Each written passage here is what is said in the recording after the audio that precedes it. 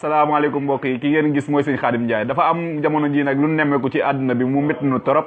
léegi mu bëggoon cee wax xalaatam quoi après ñu laaj ko nu mu demee noonu wax dëgg yàlla métti na ñu ñëpp bisimilah sëñ Khadim. waaw saaxoo la xaw ma maa ngi koy dégg ñu wax ci sëñ bi li nga xam ne si ni dara awul ci yoon bu fekkee day xam nee na dafa jàng xam a jàngu li muy wax dara la ci xam ku fi tuddati sëñ bi ci wax lu xam ne si ni tegginawut dara xott sa cott nday dégg nga li ñu la wax fii nii bu ñuy fontoo sëñ bi du foowukaayu kenn bàyyi leen sëñ bi gën a tudd di ci wax loo xam ne si ni dara du ci yoon ku fi nekk ti naan sëñ beeg muy waykat beeg ñëpp ceeb dinaa opéré sa lëfu nday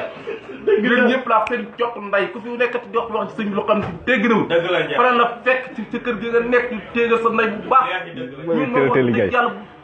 sëñ bi bëgguñu kenn ci wax di ci wax loo xam ne si ni jaaduwul waaw sëñ bi danoo bëgg ku ci wax nga wax su lu xam ne si ni moom nga xam ku gëm nga gëm ku gëmul nga jaar sa yoonu bopp mais ñun bu fëtsañu ci kenn sëñ bi moo yor yoonu boppam ni ñu topp ci ginnaaw ba ni dee ñun ñoo ngi ci ginnaaw mais ku ci wax ti sëñ bi di ci wax lu xam ne si bëgg prémation lu xam kenn xamul